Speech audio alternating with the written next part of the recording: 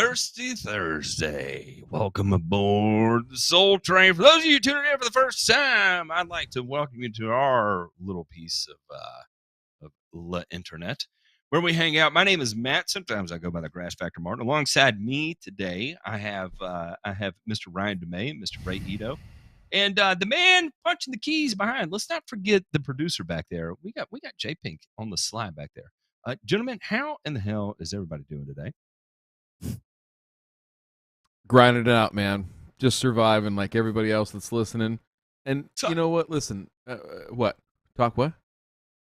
How hot is it in Ohio right now? It was hot. It was 90s for a pretty good stretch there and very dry. And then we had here in Columbus proper, we had a little over 6 inches of rain in like less than 2 days. Yeah, so it went from really, really dry to really wet, really wet. So, you know, like when Ray is out there spraying along with the Trident and then he goes home to Sheila, boom, it just flips like a switch. How much headway G did you put on all the Pythium you had out there? Oh, a lot of headway G on the pit. I went ahead and just did the Miramichi Green, just to cross my fingers and hope to die. That's kind of where I was at. And I'm a big fan of foliar carbon myself. We might have to do an impromptu Joe Knows Turf here. We'll see. Maybe tease with a little bit of that.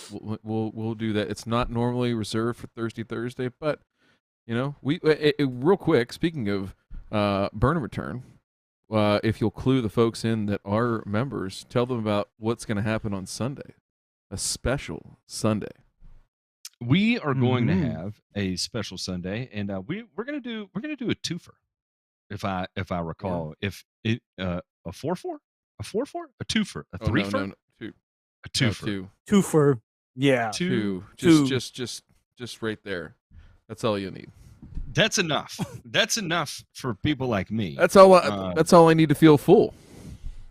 But listen, there is so much to talk about right now between the World Economic Forum and everything going on in the Netherlands and Denmark and Ireland. Today is the new one. I don't know if anybody caught what was taking place in Ireland. That's a ton of fun. And of course, you know, all of this is being forecasted to arrive in Canada soon, which is also exciting. And but you know, who knows if it'll make it there. Anyway, there is so much to talk about that to be honest, it's going to be a struggle to get it into 2 shows because there are just so many topics that need to be talked about. We're going to be talking about compost and a bad thing that happened with compost. We're going to be talking about pesticide treated seeds and what is coming down the regulatory pipeline there. And then we're also going to highlight a student that has built a badass lawn service that had equipment stolen, and so we're going to give him a ton of pub, and hopefully, you know, everybody in the community that is of means to do so can chip in to help this kid get back on his feet, because you know what, we need good people in the industry, and we don't need them removed from the industry because some asshole steals their equipment. So anyway, you know, we do need a ton to talk about. I'm excited. You know what we do need? We need all the sad sacks shit out there that are sad about their lawn to give us a call. Dial in right now. Right. There's the number right there. 304-804-7277. I'm going off memory here. 304-804-7277. There we are. That is 304-80-GRASS or 304-804-7-ASS. If you want to look at it. It's literally written in every truck stop restroom between Cookville and Nashville or Knoxville, Tennessee. I wrote it on the wall in Buc-ee's today because that's what you do when you go to Buc-ee's. Listen, do y'all have a Buc-ee's up there? Are y'all familiar with what Buc-ee's is? We do not. We do not. Buc-ee's are the biggest gas stations in the world. Like literally, they are. Oh, I know what they are. Yeah, I know. Yeah. And it was out of power today. Got hit by lightning and it knocked it out of power. And so there was a lot of. But there they were, in Buc-ee's. Still selling the Swisher Sweets and Paul Malls for $10 a pack. No, they're crazy affordable. It's one of the cheapest places to get gas. They have amazing food there. Everyone had Caller, we're talking about Buc-ee's. You're going to just have to interrupt everyone. and smiling and hey, It's Jill, all right, thanks for Jeff. coming in. And caller, sorry, I apologize. I got really excited about Buc-ee's. I love Buc-ee's. I think it's a great place. Who do we have the pleasure of speaking with, by the way? First of all, J Pink, what are you wearing tonight? I'm wearing an Khakis. Under Armour t-shirt. Hey, J Pink, throw yourself up on camera. By the way, here we go. There we go. It's Yeah, very very fancy. It's polo. Always dapper, JP. Always dapper. He is dapper. Mm-hmm. Yes, very much. Anyways, Very nice. let's talk grass. This is Jay Bart. What are you doing, sir? Long time Patreon member. First time caller in. I just want to say thank you all. Oh, DeMay is finally going to respond to an email. Maybe you were just saying goodbye. DeMay got so caught off guard, he freaked out and he stood up and he walked away. Or his kids are screaming at him, or he had to go pee pee in the potty. I'm not sure which one. It's one of the three. Hey, take all of them, man. I'm Warner 6 bourbons deep right now. So, Cheers. I've been in long-term business for a while, for a little bit, not a while, not like you guys. And I am having a problem with Dallas grass in turf-size tall fescue in North Carolina, Charlotte area. Okay. Mm-hmm. And I can't put down MSMA, obviously. Right. So what are the suggestions outside of just Tylex and glyphosate, if there's any? Well, this is what I had good luck with, and if you have not had good luck with this, then I don't know what to tell you. But starting in the fall and then continuing over into the spring, Pylex and sulfentrazone as a tank mix for me, and this would be Pylex at the spot spray rates, which is 1 milliliter per gallon per 1,000 square feet, if I recall correctly, and with MSO. As well. Correct, with a methylated seed oil, and trust me, that's going to get real toasty on your surrounding tall fescue, but much less toasty than, like, for instance, back in the day when we used to use MSMA, and it just absolutely roasted everything to the ground. It's not that toasty because you'll recover much quicker than that, but that has been probably most effective for me. And I know Ray will have a little bit different take on this. And here's the other thing, is that there is a fair amount of supporting data that shows fluazafop, which is also known as over the top, or Fusillade, as having pretty good efficacy too. And I would say even that a combination of fluazafop and Pylex would be a very effective application as well. What were you going to say, Ray? What do you think? Well, I think, Matt, we might as well be twins, because I was just going to say I suggest a spot application of like a Fusillade, Pylex, and sulfentrazone mix. Sulfentrazone is one of those that it's gonna brown out the Dallas grass, and if you apply sulfentrazone by itself to Dallas grass, you'll burn the leaves. You're not gonna kill it. You're gonna feel really good, like, oh my gosh, I dented the Dallas. I feel so good about it, and then it's gonna come back and look just absolutely beautiful. So you definitely need something more systemic into the mix that's gonna give you a little bit more longevity. And again, the idea behind Pylex is that the longer you can keep it bleached, the longer you're going to tap into those carbohydrate reserves, the greater the probability is that you're going to create lasting damage to that plant and minimize the opportunity for it to return, if that makes sense. Okay. Right. So, and there's one more thing. And another option is triclopyr is also very damaging to Dallas grass, because Dallas grass is actually a relative of Bahia grass. And so triclopyr is just toxic to most warm season grasses except for zoysia maybe. So other option is in the fall or late summer, you can hit it with something like Pilex plus triclopyr, and that could be another option. And that actually is kind of a good thing because triclopyr tends to mitigate the whitening or the bleaching that can happen on desirable turf grass when you use Pilex on the turf grass. Huh. Something to think So- about. So it's pretty much the only, you said, Matt, you said that the timing for that Lazapop and Pilex application was when? I I've normally always been did it scared in to the fall. Lazapop on- I normally did it in the fall just because I was going to be seeding in the fall, and so that way, I'm not too far from you in Tennessee, and you know how bad lawns get when like a lot of times when I pull up to a yard and I first start on it, it'll be 30% Dallas grass, right? And so I would time it with that fall overseed. So normally I would start in the fall. If I have a couple patches that are in the lawn, chances are I'm going to try and dig those out, which can be a bit of a chore, because I don't know. I just felt like I never got great lasting results out of going after it in the spring. Some people might. I didn't feel like I did, and so I waited until. And when I say fall, I'm saying late summer. So normally I would start that sometime around mid-July. Okay. So right now, I should be getting that at the time. Basically, yes.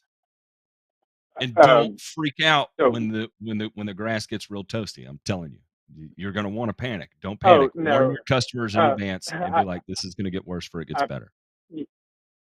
I did a pretty good job telling my customers, like, "Hey, I'm about to burn something down.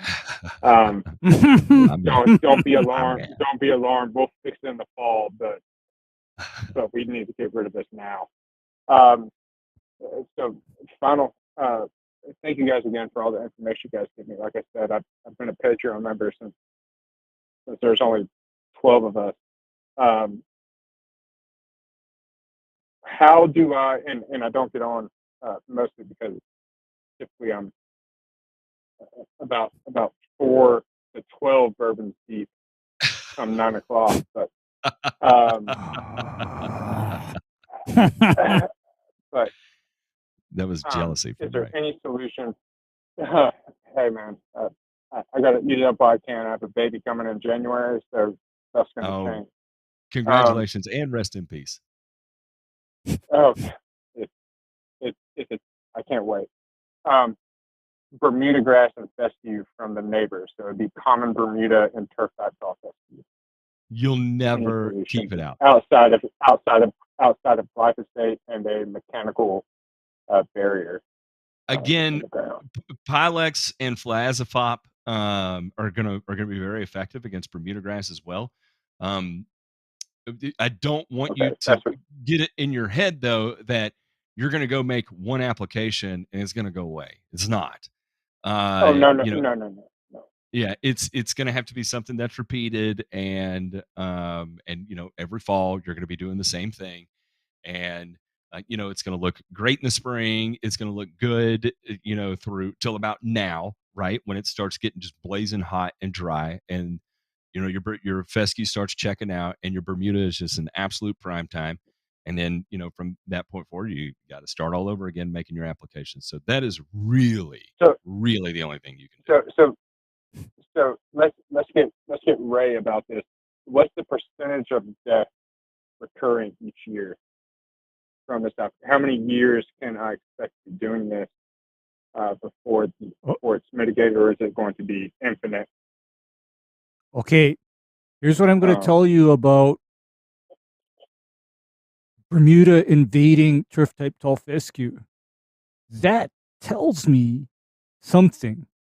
And what that tells me is that somebody needs to start using a lot more triclopyr in their spring or fall weed control applications.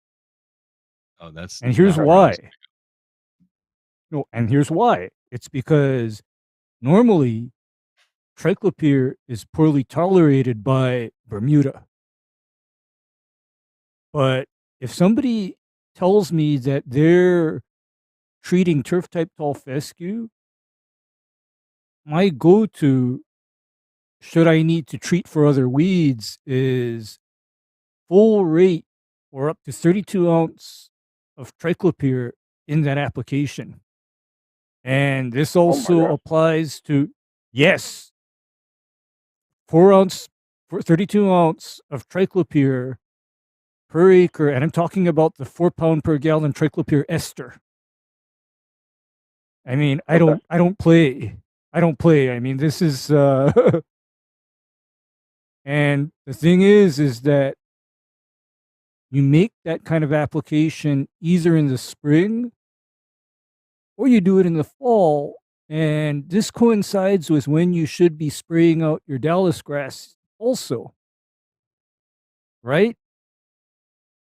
So the same is that the same fall that Matt was talking about, like, hey, let's start getting this out July, or do we need to do this in lieu July of eating and using it more as a post-emergent?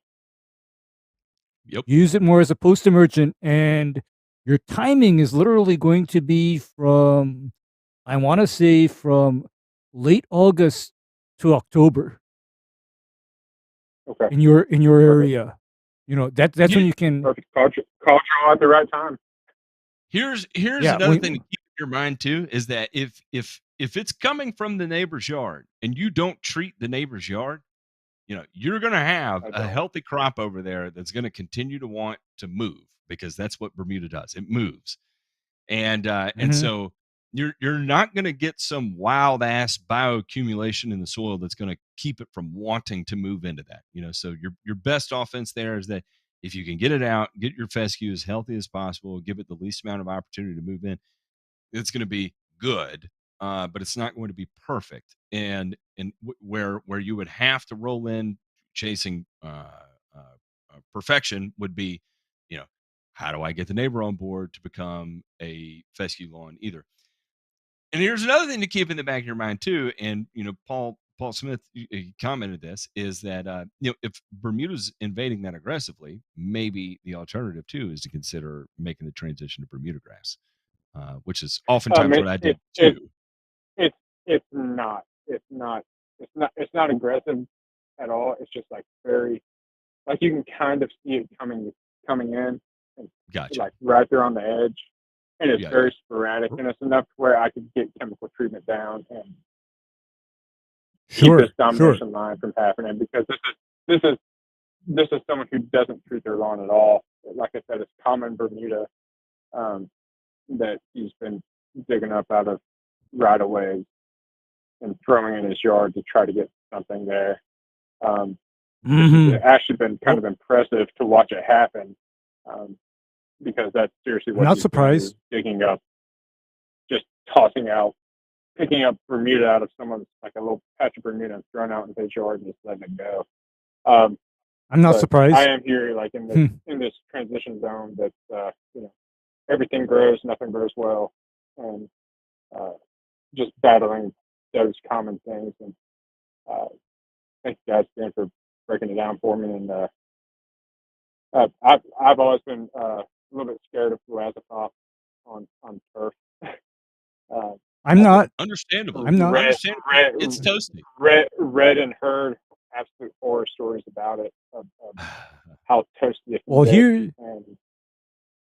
Well, here's the thing: is Fungicide, or my understanding of it is that the label rates used for selective grass control in turf grass are literally 1/8 the rates used for a total kill of all grasses.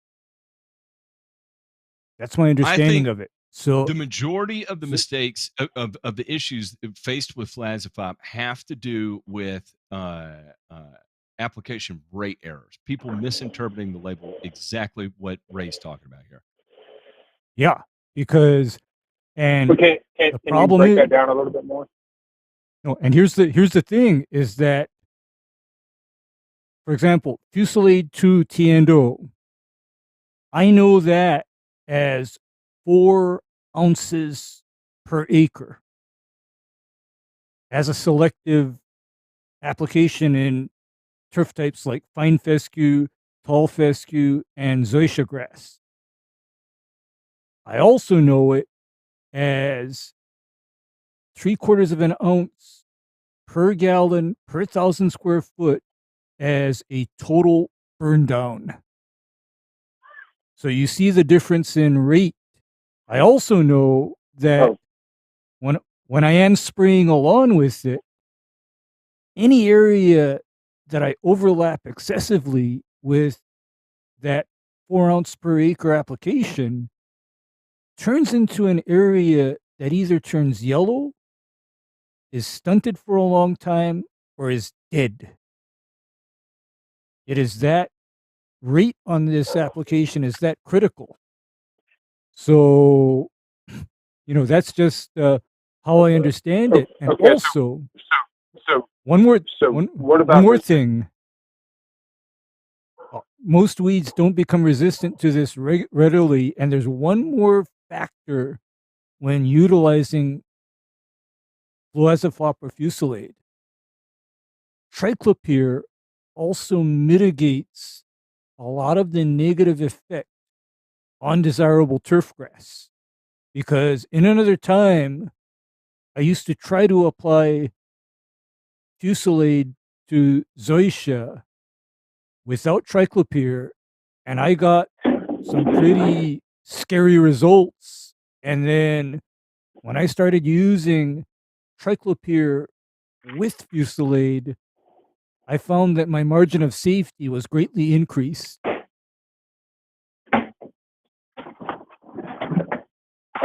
So, triclopyr and Fusillade you guys pretty much, and Ray, you went straight into my next question about resistance. Because of the overlap, would you suggest dialing a That wasn't me. He definitely accidentally hung up. J-Roll, you can go.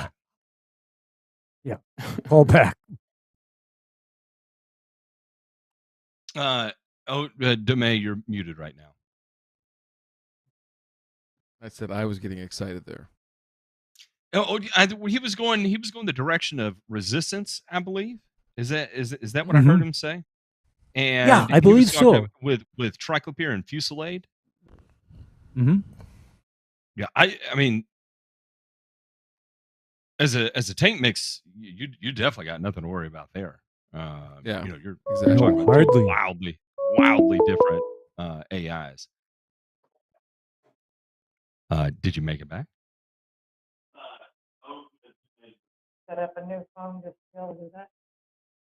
Hello, caller, you're live. I'm here. Well, welcome. I'm here. Who do we have the pleasure of speaking with? This is Robin from Nashville. How's it going, Robin from Nashville? My Tennessee brethren, go Vols. If you're not a Vol fan, I'm not sorry. How the hell are you, sir? Friend. I hail from Georgia, but we are. At least you live in the correct state now. I'll forgive you. The pride of the SEC East, there, boys. So or whatever they're called. I've been following you guys for quite some time. I've learned a lot. Sorry. I've done my own renovation, this, that, and the other thing. My question is not necessarily related to my turf. It's more related to your sanity. This invasive tree vine, which I believe is called the tree of heaven. Oh, it's invading my property. We can talk.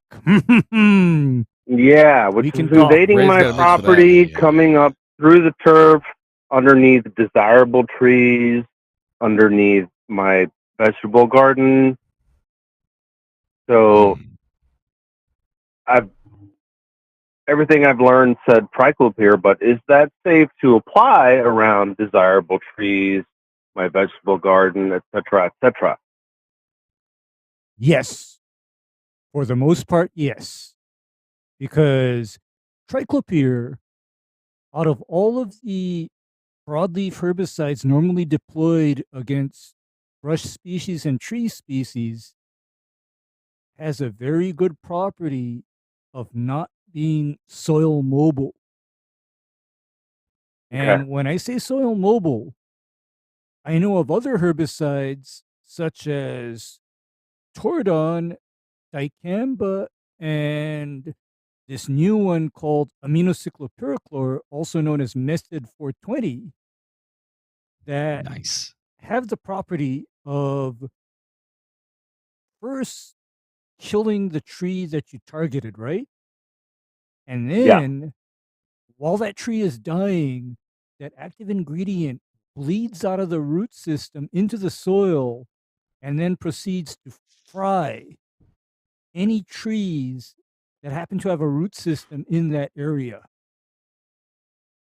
And that is strictly due to the soil mobile properties of those herbicides, whereas triclopyr is very well bound to soil, and the dosage or the concentration needed of triclopyr is a lot higher versus those other three herbicides. So I would not feel nervous about making a cut stump or a basal bark application of triclopyr to an invasive tree that has come up within a landscape or a lawn.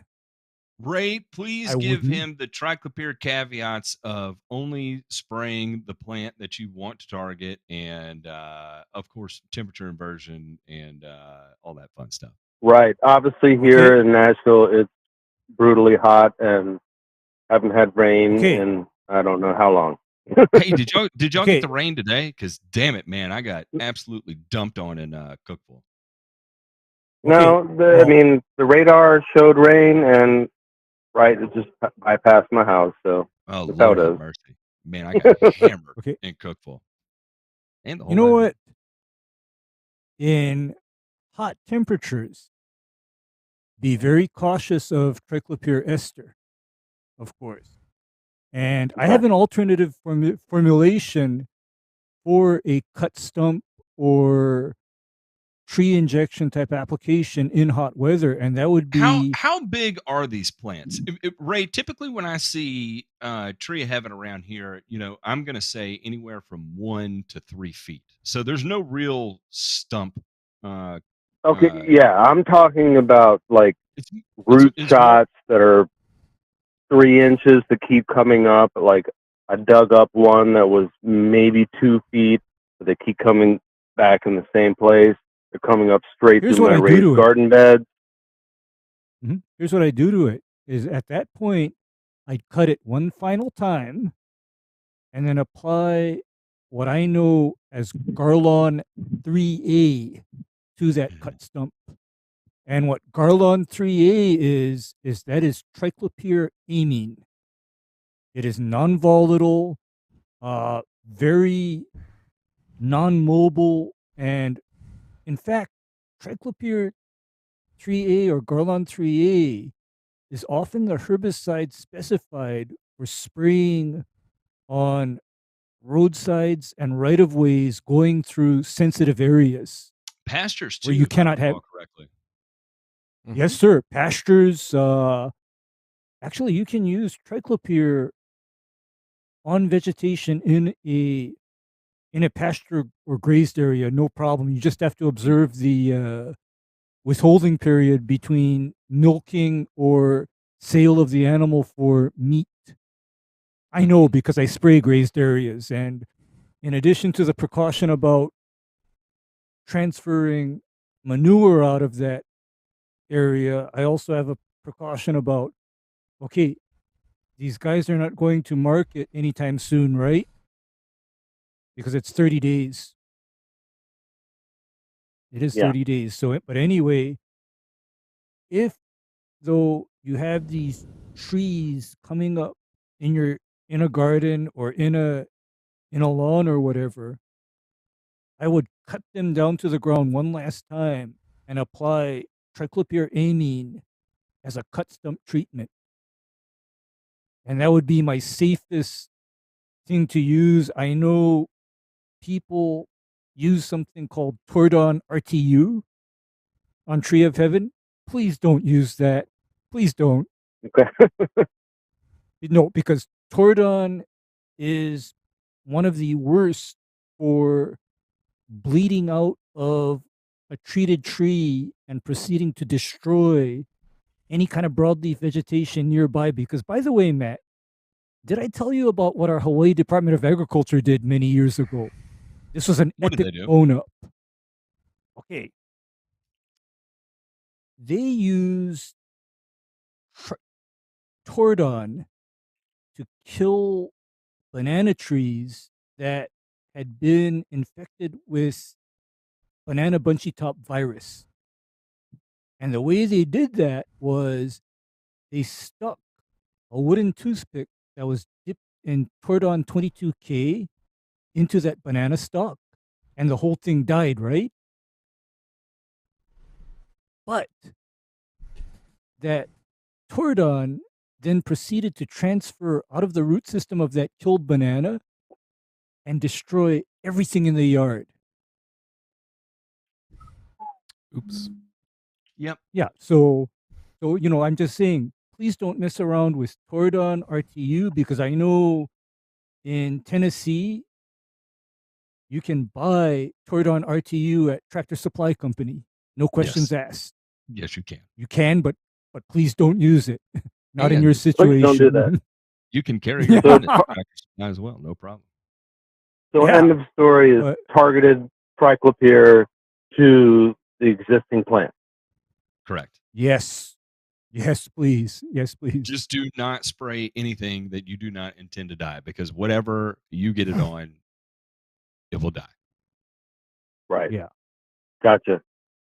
So if that means you And gotta, this is the time, and this is the time of year to actually attack it, from what I've read. Yeah. anytime Yes, between active- now and when it goes dormant, which would be I'd say, which is going to be with the frost. So you've got from now until Thanksgiving. Yeah. A long time. Yeah. Mhm. All right, guys. Well, I surely appreciate it, and maybe I'll talk to you again soon. Yeah, man. Thank you for All calling right. in. We appreciate it. Tennessee, Oh, you bet. Representing take it. fucking strong. I love this. Oh, Look at you them. what you forgot to say before we left? Go Dogs! See, I was trying to distract him in case he was going to say that, and I started talking about. I was trying to build camaraderie around Tennessee. Look at all the people from outside the area moving in. It's pretty fascinating. Tennessee's a nice great place It's to- a nice place to be. It is. It's a nice place. I like it. Here we go. Caller, you're live. Who do we have the pleasure of speaking with? Who? Hello. Hey, who How do we you have the doing? pleasure of speaking with? I'm a 10 out of 10. Oh, How are you? you're talking to good old Justin from London, Ontario. Oh, Bud, you going out for a rip? Are you, Bud? Huh? Oh, but I've been out for a rip and drinking Keystone, hanging out with my boys out here tonight. But I just finished eating Uber Eats and Teresa and everything else. I tell you, what a blast! Thank you. Tell you what, he leaned into that one. He He leaned did. all the way I into that. I just got finished eating Uber Eats and Teresa. I'm telling you, it was so delicious. I want more. Send it back up here. Send it back up. That's a twofer. That is a twofer. What She are was you special. doing? She was special. What are you doing up in London, Ontario? I'm not gonna lie, that sounds European. So I'm a little bit nervous. I know. So listen, I came up here probably about about a month or so ago, and I was told to say, you know what, Justin, you call this show and throw out some rapid questions. I'm like, all right, fine, fuck it, I'll call it. I'm going to do it right now. So here's a couple things I want to ask you, and I have one more at the end. One, striping your lawn or not striping your lawn? What do you think? Whatever you want to do. Next. I say that it is not really something that I would do in terms of an aesthetic thing. For me, stripes are actually functional. And you know why I think stripes are functional? It's because I'm one of those people that I don't like to see grass areas mowed in the same pattern week after week. The stripes and having them change every time they mow is important. Now, let me ask another question.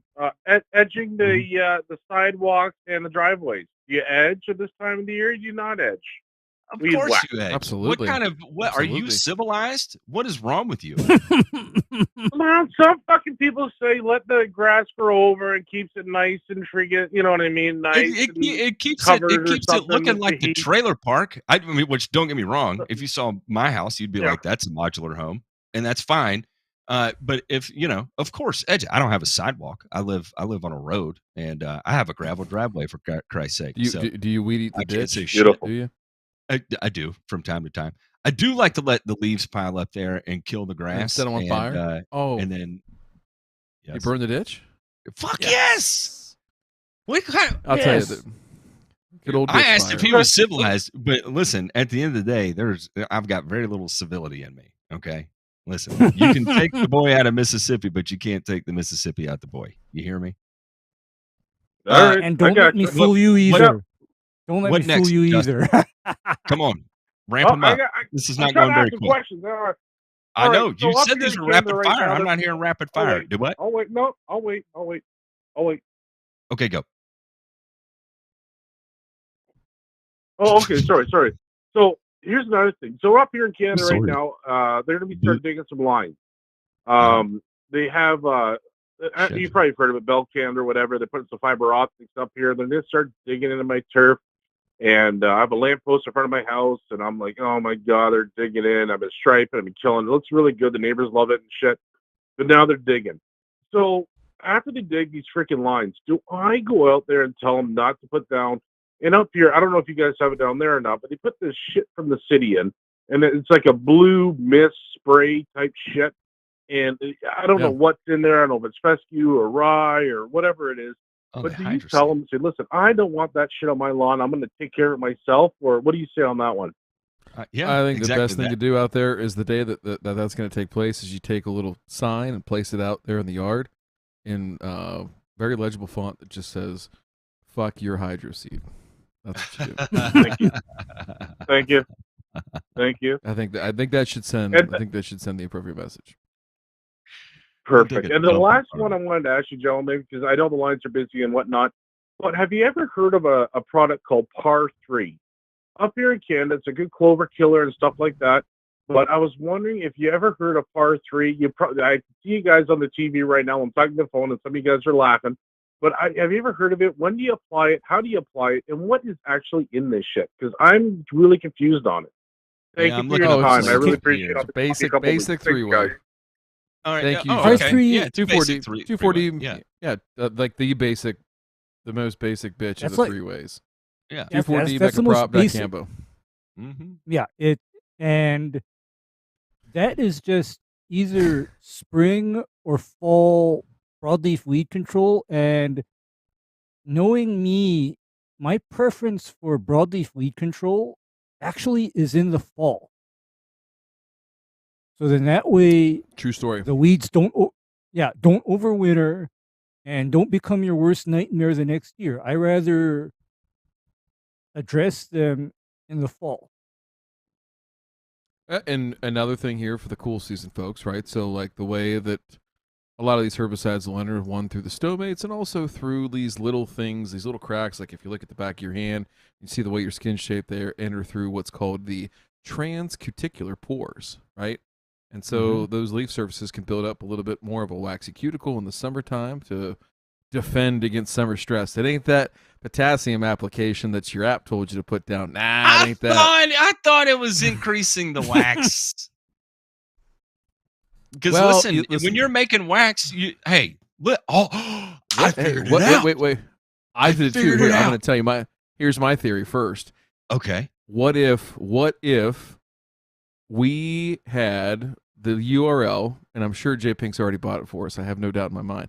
But candlewaxfetishlawns.com. We sell you a bunch of candles, you burn them, and then, just like you would in the boudoir, you drizzle a little candle wax in that, spice things up a little bit for the lawn. I was going to go the route that if you sprayed potassium hydroxide and it interacted with the waxy cuticle, it may saponify on the leaf itself and create a hydrophobic surface that will allow shit to just run off of it. So now you've created a super weed and super grass in the same lawn. We should be somewhere in an R&D thing. J Pink, literally within seconds of me uttering that sentence that I just did, I mean seconds, in our private chat, it came up that that URL, candlewaxfetishlawns.com, is actually available. So even just the shorter version without the lawns, just candlewaxfetish.com is available. Oh well, hey, even I mean, better. That's that's a money maker. I mean, we could. That's a whole subset of people we'll tap into. It's an investment. Hey, listen. Yeah. Justin, what else you got? Did he hang up? No, I was just kind of waiting on that He's one, here. man. I really didn't know what the fucking part 3 was, man. It kills the clover really good up here, and people tell me it's good on golf courses, and I spray it down once in a while, and I just didn't know when to apply, when not to apply. And the last thing I want to ask is, fuck it, when do you water? Like, I water sometimes during the day, during the night, during this. You get mushroom heads and all this type of shit. I've been throwing it down pretty much, man, whenever I can. So I'm going about 3, like up here in London, Ontario. I'm pretty much, Michigan and whatnot. Probably about once every 2 or 3 days or whatnot. But is that a good thing or a bad thing? Okay, you need to go back and listen to last week's Thirsty Thursday. Go to about the halfway point where we talk about ET, evapotranspiration. I know. That's why I'm telling you, the beautiful thing about this is that it gets recorded, so you can go back and listen. And in that, we talk about measuring the rate of evapotranspiration and your rate of replacement based on your ET rate. So you take one data set, and then you can decide how much water you need to put down. As far as the time of the day, there's some old wise tale. You'll hear the old adage, finish before 7, you're in heaven kind of thing. So what? I've never heard that in my life. Is that really a saying? You've never heard that? I've 25 plus years of doing this. Never heard that saying in my life. Wow. On the contrary, I've heard of horrific things regarding water. I've heard of horrific things regarding watering. I mean, horrific practices. Like, BRB. My favorite horrific practice is water after 5 p.m.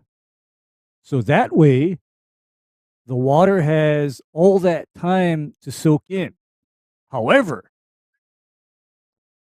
that water on the grass at night, especially in warm weather and especially with high humidity, just invites disease. And I don't care what somebody might see the golf course is doing, because I've had people come up to me and say, but the golf course is water at night. Yeah, fine, idiot. These golf courses also have an epic fungicide budget too, and they're spraying every 2 weeks because they're watering at night. What do you want to do? Well, I just feel that I put some water down or something, you know what I mean? So just trying to help, you know what I mean? I'm cutting that 3 3/4 right now because it's hot up here as hell. And, I'm just trying to get a good season getting into the fall. Gentlemen, thank you very much. It's been a pleasure as always. Brooklyn, say thank you. Hi. And that's about it. You guys take a good night. You too, bud. Good hey, night. Stay careful out there. We love you. We love you too, buddy. Take care, boss. All right, we'll see you. Look, he made it through. I hope that was as satisfying for him as it was for us. I know he was having a real panic about it. And you know what? We were able to get it done because that's what we do here on Thirsty Thursday. We get the job done. If you would like to call in, no reason to have any reservations. And look at this. And the line is ringing again. Caller, you are live. Caller? You're Hello? on the air. Hello. Hey, it's Fake Canada calling in. Oh, bud! What are you doing, bud? It sounds like Evie up there. Are you drinking a moosehead, huh? Oh yeah, get some wine, some Oh, beer. yeah. Oh. Oh, yeah. Got Miss Evie here with her Ryan Nor candle. Mrs. Evie, I was just showing Mrs. Evie. I've got a Ryan Nor candle right here on my desk as well. In fact, I've got a whole box of them. When Ryan, she's been cutting the lawn came the out past with these candles 4 times, I think, since we've done sanding. What? She's been cutting the lawn, so she's like, "Now we need to get candles, so it smells like it inside." Mrs. Evie, my goodness. This is in more way than one. I guess the only way I know how to say this is that a fire has been lit, Evie. I mean, I'm okay with less work in terms of real mowing, so I don't have to keep up with it quite as often and spend more time with the kids. So, plus I injured my foot, so helped me recover as well. What did you do to your foot? I have no idea. We were walking out the zoo one day, and then the next day it was painful. So I'm going to see her and her foot doctor tomorrow. Lord have mercy. I can still walk on it, but I just don't try to do extended walking. I hear you. Well, I hope that gets rectified quickly because pain in your legs is no bueno, especially when you enjoy mowing grass. Or Evie, you could take this opportunity now that your wife has found a new hobby and develop an absolute passion for hating mowing the lawn like I have. And then, it's, seize the day, carpe diem type of opportunity here to absolutely despise mowing. Well, I did pop my T-Nex cherry, so I'm about to slam it again this weekend. I'm up with my GDD intervals somewhere between Friday and Sunday, so I'm going to slam it with half an ounce of T-Nex per 1,000, and then give it like 0.1 N of AMS as well. So kind of shut things down a bit more going into the heat. Look at this. He pops his cherry. Rebound. He pops his cherry, and already he's slamming it. I mean, there's no ramp up period or anything. You're just like, you know what? Well, of course, here's the catalyst for this. Evie, for those that don't know, put together an epic sprayer. Okay, Evie basically hacked into a big box store backpack sprayer and then made it extra. He and I have been talking. So yep. He made it extra. And I did not know this. No, and I'll post it in the Discord. JP can pull it up. How long does it take you to cover your square footage now with the setup that you have? It doesn't take long, does it? I think it takes the same amount of time filling up water as it does spraying the lawn. Damn. I think it's a minute per 1,000. And I'm about 1.1 gallons per 1,000. All right. I mean, that is my kind of speed. Okay, that's my kind of speed. I mean, I say 1 minute per 1,000 square foot. Send it. Yeah, so it takes. I was telling some of the other guys that it takes me longer to get all the chemicals out, mix up, calculate how much I need, actually put them in the sprayer or like a 5-gallon bucket to actually mix them up. That takes longer than the actual spraying part. No, that how do you mix it in a 5-gallon bucket? Well, last time I did, I probably won't again, but I got a little bit hot last time I ran Armada. AMS, no. You're avoiding my question, Evie. I asked, how did you mix it in the 5-gallon bucket? I used a little thing that you pull a trigger and it spins kind of in there. No, you didn't. Yeah. Stop it, Evie. Stop it. But I still put it in Pick there and up gave the it a good shake backpack for and you. shake it. How just go for a run down the driveway. Look at this thing. Yeah. He looks like a goddamn Ghostbuster. Matt doesn't know what that is. I don't, but I do know it was a cartoon. It's Jesus, Matt. Look at Are that you pattern, serious? though. No, I know it was a movie. Yeah, so it's I mean, I did the full green duck trigger and wand assembly, and then rather than going for the copper boom, I did PVC boom, but I did 3 nozzles and figured that's good enough for my 6,000 to 7,000 square foot. I don't need to go the full 4 boom. You need a helper. do you need the weed eater handle in the middle of that thing. That's what you need. Actually, I mean, talk to Tifway Lawn, because Tifway showed me what he did with that wand to make it a little easier to handle. He welded on a fixture so that he could screw on the side handle from a drill into that fixture. So now he can hold the wand two-handed, and he said, yeah, because Tifway Lawn has the 4-nozzle copper boom. Yeah. The That's thing heavy. is when it sprays those lines out fill up, so they get quick heavy. though that it doesn't even matter that it's a little bit front heavy or whatever. And same thing with it on your backpack. Like, it empties so quick that you're out faster than it takes up to fill up the water. So it's really not that bad in terms of just holding it with your second hand or just balancing it some way or the other. A Watts regulator on the backside of the wand of your brass handle. It'll act as a counterbalance as well.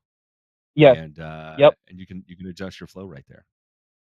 Actually, Evie put on the I guess the T-Jet pressure regulator, and that's just enough for him to fine-tune the flow and the pressure from his electric pump. I mean, Evie has a fabulous setup. I mean, I looked at that and I said, okay. And I saw the pattern that he dropped, and I said, this is money right here. This is money. I mean, dude's got a nice wand. I mean, it was an investment for sure, but it it saves time. I hated spraying before, so he's got the turrets on there too, dude. Look at that. Look at the battery on there. Yeah, that's from I think the battery is from either a go-kart or like an electric scooter or something like that. I just had it around. You ain't hooking that thing up with some alligator clips, man. You know what I mean? Like you. Oh, it's a real he's deal. got a 3-nozzle setup. Look at this. Yep. Yeah. So I got the blue AI, gray AI tips, and the blue XR tips. This guy right here, Evie, man. I wish I had that kind of time. I do. Golly, that's fantastic. It definitely took time to set up and time asking questions and doing research and pulling the parts together and everything. So you're good. You're proud of you.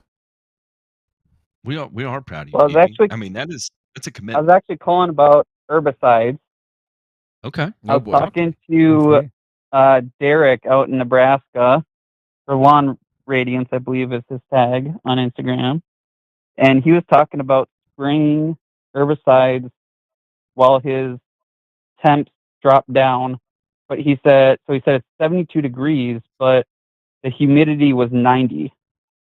And I said, that sounds like a disaster for volatilization to happen. It is. So this kind of led into the idea of, I know amine or Yeah, Right. amines are much less likely to volatilize compared to ester formulations.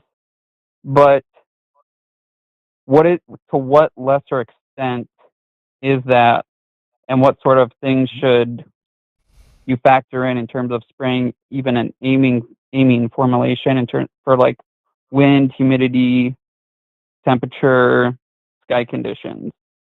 All right, Look, I'm gonna so- let. Go ahead. You got to answer the technical part of this, and then I want to talk on the back end of this. Go ahead. Well, I wasn't going to be too technical. I was going to say, hang on, everybody, take a deep breath, okay? Because there are certain chemistries that are known for volatilization more so than others, right? If you're going out with a generic 3-way amine as part of your post-emergent weed control application, maybe you're throwing a little carfentrazone into the mix or something, and you're spraying that at 72 degrees with 90% humidity, you have absolutely nothing to worry about. That is the average morning in Memphis, Tennessee, Knoxville, Tennessee, Nashville, Tennessee, Augusta, Georgia, Huntsville, Alabama, everywhere I've lived in the South. That is the normal morning. Go for it. You're okay. You're adding a little sulfentrazone for whatever the flavor may be. You're spraying halcifuron, a lot of your common herbicides. Now, if you're thinking that you're going to add a little Turflon ester to the tank and spice things up for a little bit of flexibility, you're not going to do that. Be careful. Now, what you can find are going to be some what is it like? Some formulations are going to contain a little bit of fluroxapyr in it, and they typically have very, very low rates of fluroxapyr in it. And I would say at that 72 and 90% humidity, as long as you're within the confines of label rates, that you don't have anything to worry about. But high concentrations of triclopyr, or even high concentrations of triclopyr and fluroxapyr formulations in ester form, be careful. But again, if it's in a very small concentration, like specifically fluroxapyr, I wouldn't worry so much with it. And it'll state on the label what the temperature you would restriction consider is. safe within that range, even? Yes. Yes. 100%. Yes, absolutely. I mean, because what I look for when I'm determining volatility risk is two conditions. One is wind, and two is humidity. And the reason why I'm looking at humidity and wind is because I'm familiar with this tendency for ester-based products to do what's called co-distillation. And what co-distillation is the water evaporating off of a surface, taking that ester molecule with it. And so the times when that's likely to be a hazard are literally low or no wind and high humidity, and also nighttime temperatures that are above 70 degrees.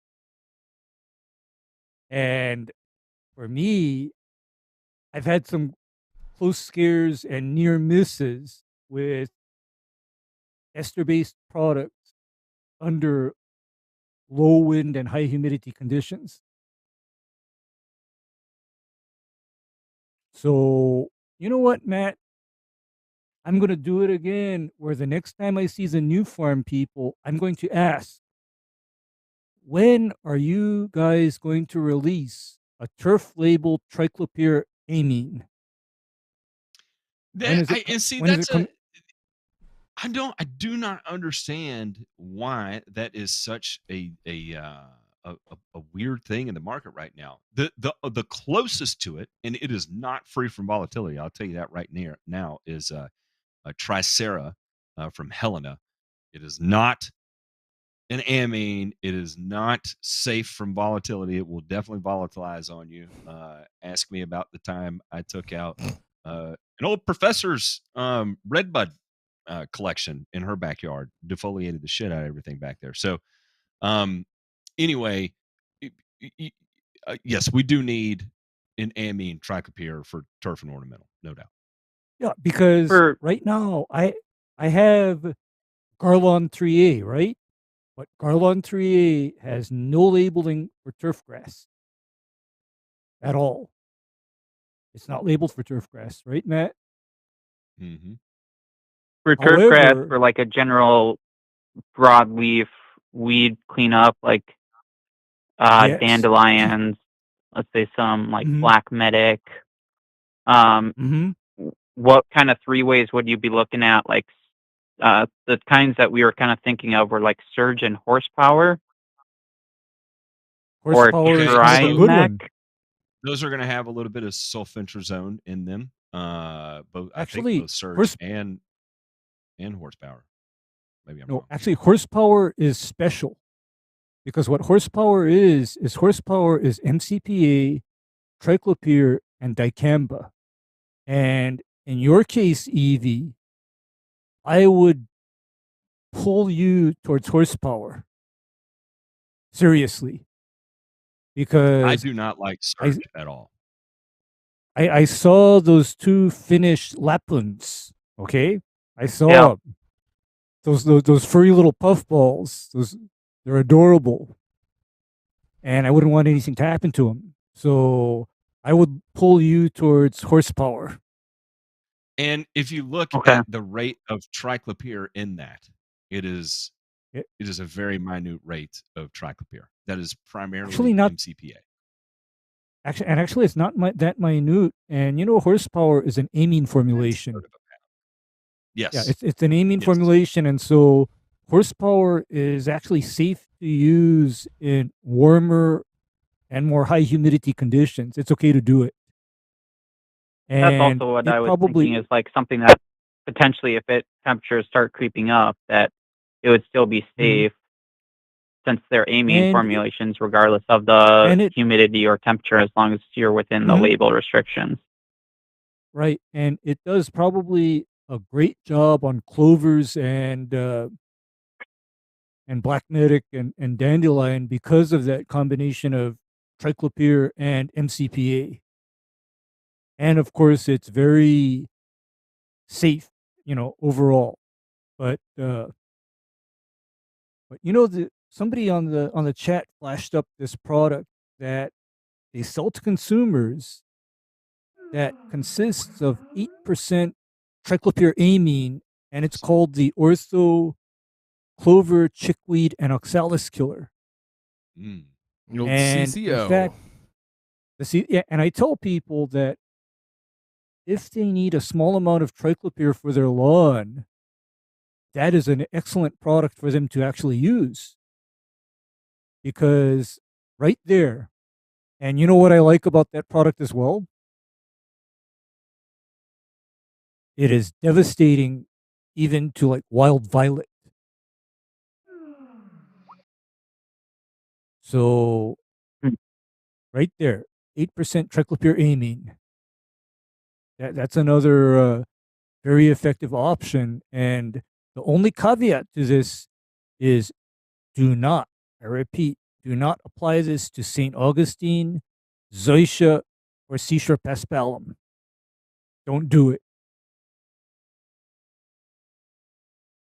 But if you have a cool season grass, I know you deal with a lot of that, EV.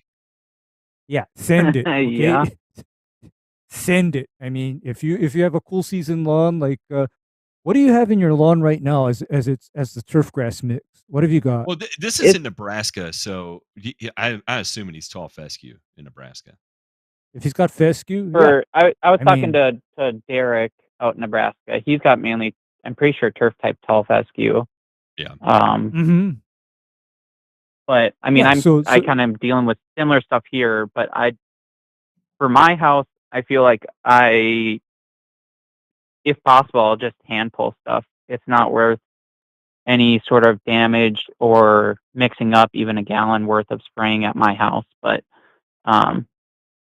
yeah, for Derek, I'm pretty sure he has mainly tall fescue. Yeah. Well, I mean, Derek, this is your answer: is that this Ortho CCNO is an option for you, and this is actually something that works. Okay, it works. So I would actually, and again, I wish New Farm or whatever put out turf label 3 pound per gallon triclopyr amine because we need it badly. They treat us like big pharma. They only give us some of the stuff that works. Well, I had one other question.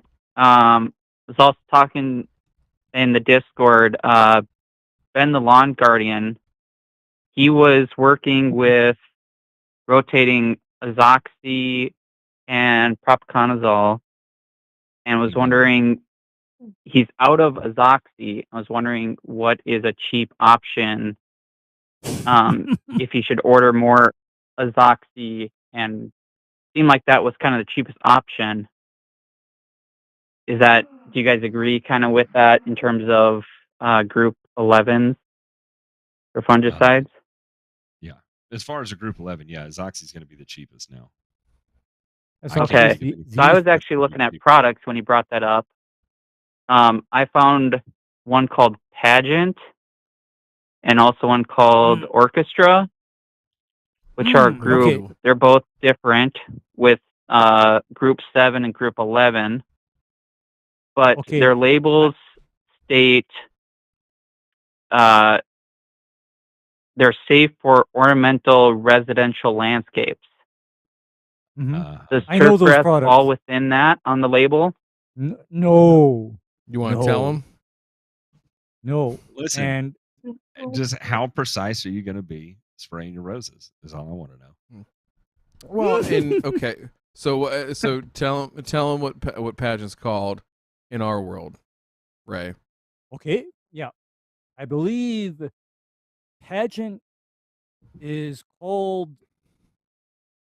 I know it has something called pyraclostrobin in it, right? And I know pyraclostrobin as Insignia.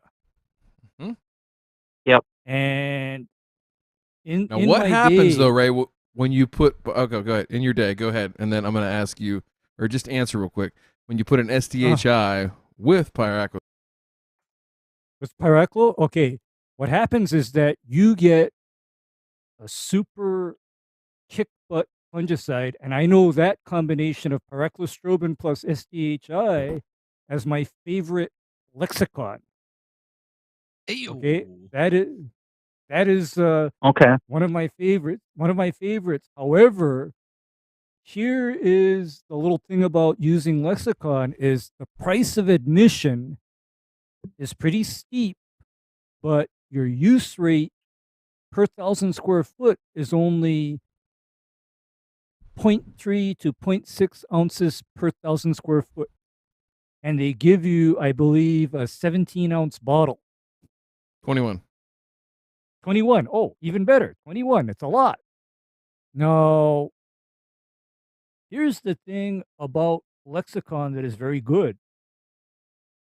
Lexicon does not have what's called a plant growth regulating property.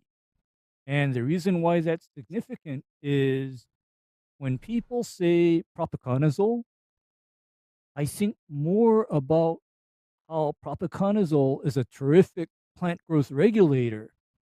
And it's probably an even better plant growth regulator than it is a fungicide in some cases.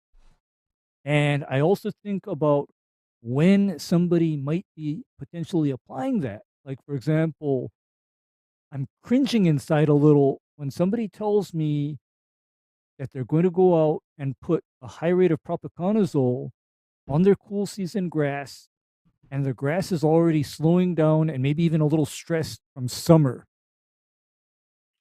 So something like lexicon would cover the same diseases as an azoxystrobin propiconazole combination without that plant growth regulation effect. And likewise, I use lexicon at times when I shouldn't be plant growth regulating turf, and that would be wintertime diseases on warm season turf. So there's a use case for it. And the other thing about lexicon is that it is probably a very good product for both dollar spot and leaf spot disease. I mean, my experience with that has been it's basically saved me.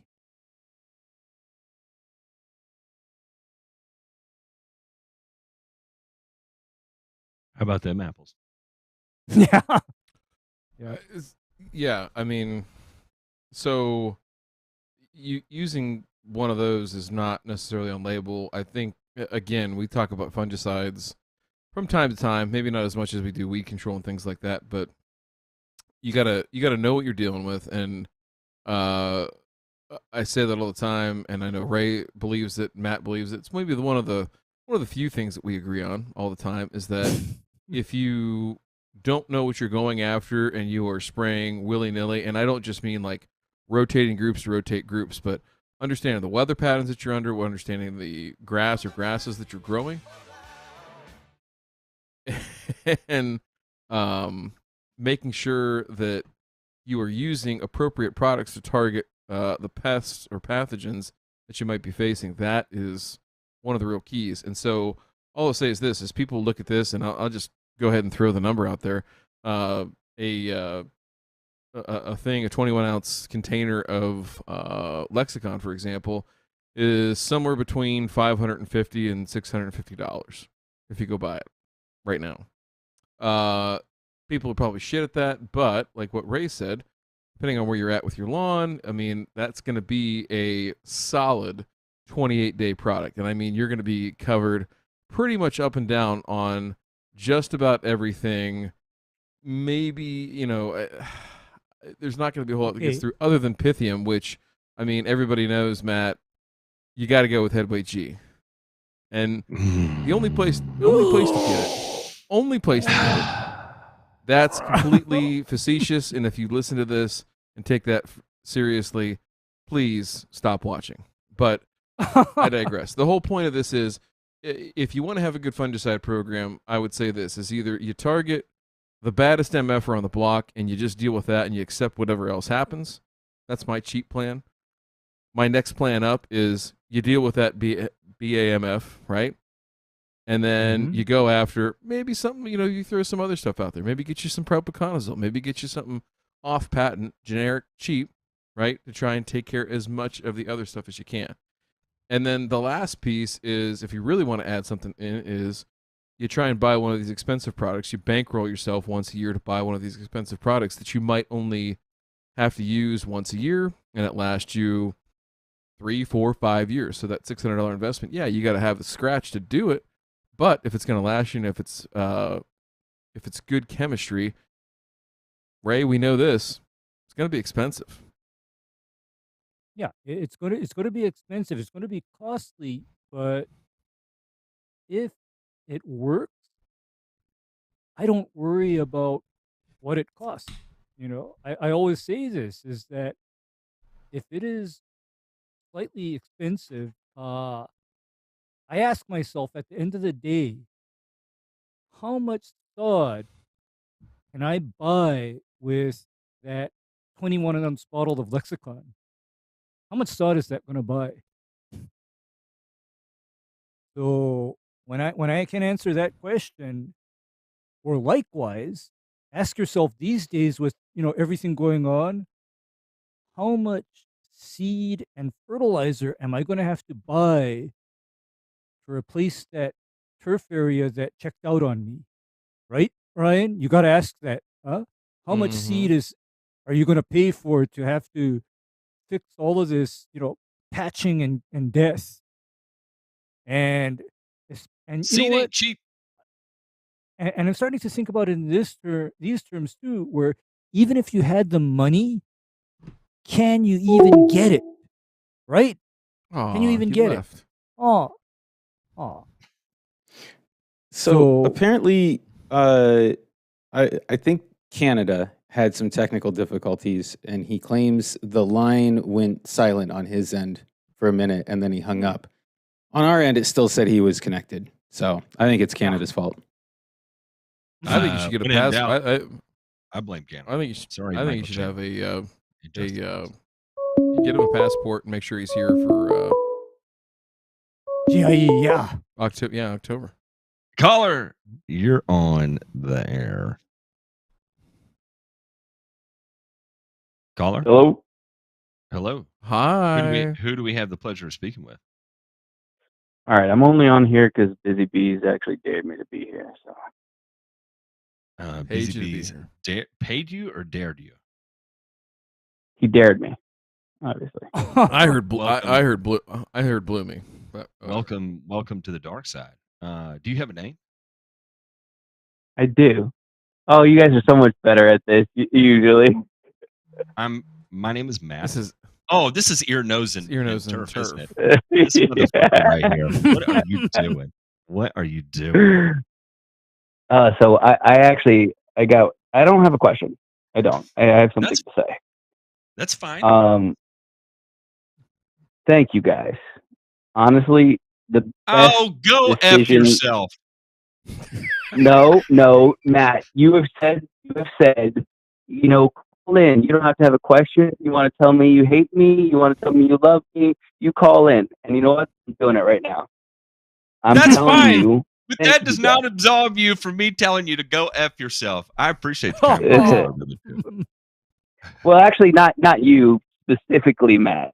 I want to be here to thank Ray, Busy, and Aldo, who were up with me until 3 o'clock in the morning. And yes, I know it wasn't 3 o'clock in the morning their time, but it was 3 o'clock in the morning my time. And they chatted with me on our Zoom call last Friday, and I had a party coming up, and they talked to me about mosquito control. I asked them 1,000 questions, and I got to pick their brains for hours. And you know what? The only reason I could do that was because I became a member, which was the best decision I ever freaking made. Wow. Welcome to the dark side. Thank you. Well, you know what? Sure. Go ahead. The other day, you guys said that, you feel weird that people call in and they're starstruck, but you guys, you're doing a good job. You're becoming stars. So thank you guys. Appreciate it. Stars. We have an MD on the phone right now, and he wants to talk to us like we're out here accomplishing things or whatever. Meanwhile, he's in residency and all the other shit. I was gonna say this guy took out student loans to save lives. We took out student loans to grow fucking grass. Come on, man. Come on. Or to kill stuff. Yeah, we took out student loans to kill stuff. Kill stuff. Caller, welcome to Thirsty Thursday. Who do we have the pleasure of speaking with? Hello. Oh, mi amigo. Hey, how's that? I don't know who that is, but hey, listen, I got a bunch of wild onions in my Bermuda lawn. Hey, and I got a question. I read something on the internet that let me see, what's that stuff called? Blindside. I read Blindside was good for wild onion. What do y'all think? I'll tell you what I think. The Cajun accent, by the way. I'll tell you what I think. Nolans is hell.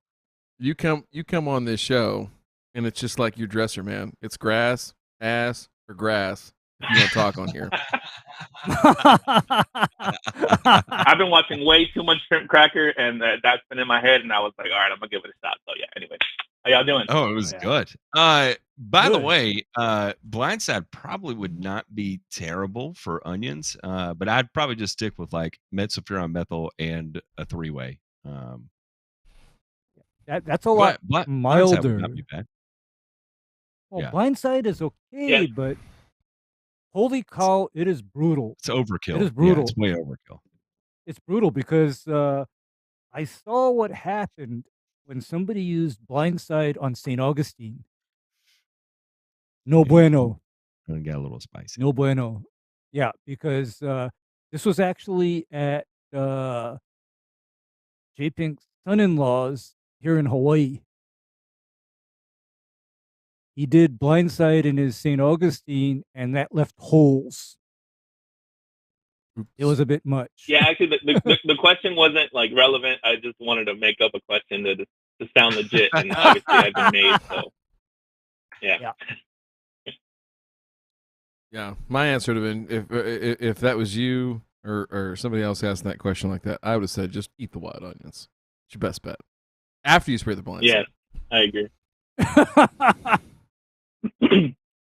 Hey, well, I was calling about actually following up on what Evie asked about volatility. Mm-hmm. We had a nice little, like, I don't know, half-hour convo there on the Discord regarding, herbicide and all the bad that can happen regarding your weather, your temperature, your humidity, all that stuff. So something that I didn't really give any thought about, but now that I think of it, might be something worth asking. Here, 1 second. Anyways, I don't know if it's funny, but I'm gonna keep going. So, what about volume? Volume in regards to spraying herbicide, because you got, for example, you have someone like Matt who sprays a quart per 1,000 right out of a permagreen. Then Ray would do something like 20 gallons per 1,000. I'm just kidding. Maybe like, let's say 2 gallons per 1,000. I would imagine that would take obviously longer to dry in a humid setting. That's question number one. And number two, at what point do you start weighing humidity more than temperature? For example, where I am, I don't have to worry about humidity, at all. And once I get closer to 85 degrees, if I was to go out with something like, let's say, Speed Zone,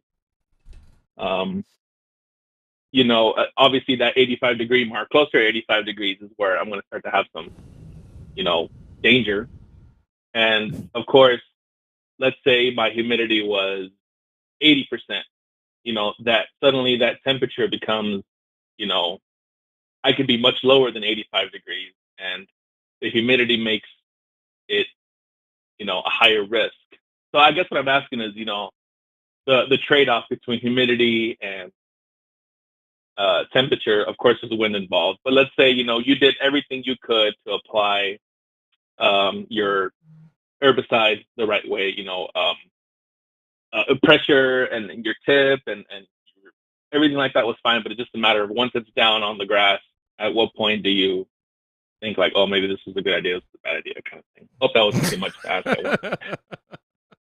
Okay. Sometimes you don't know until it's too late. Okay, although what I tell people and practice myself is I start to think about conditions for the next 7 days out from that application, because volatility of herbicide can continue to happen on more than just the day you actually applied. So I'm literally thinking at least a week.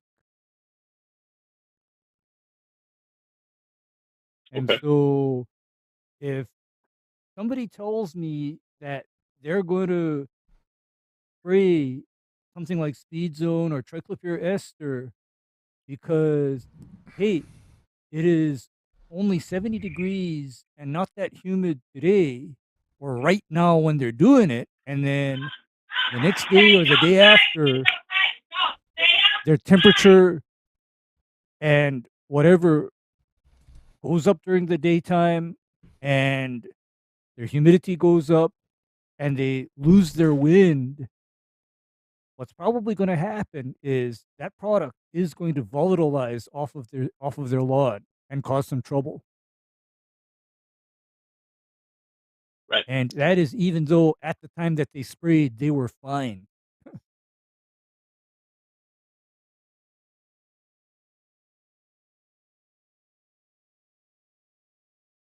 How about them apples?